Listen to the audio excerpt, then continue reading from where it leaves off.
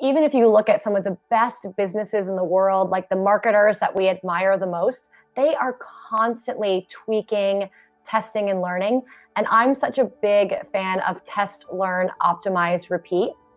And I think, it might be easy for us to kind of go like, yeah, I've got it down. I've like read all the guidelines. I'm ready to like rock. I've made, months of content.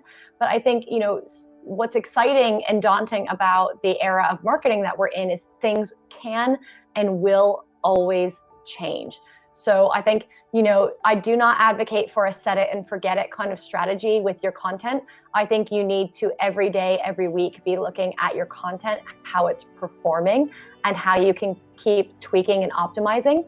And I think I also don't recommend getting so stuck in your way that you're not willing to experiment. Like when I work with companies, I always recommend having a percentage of that kind of content strategy. It might be like 10 or 20% just to test and experiment.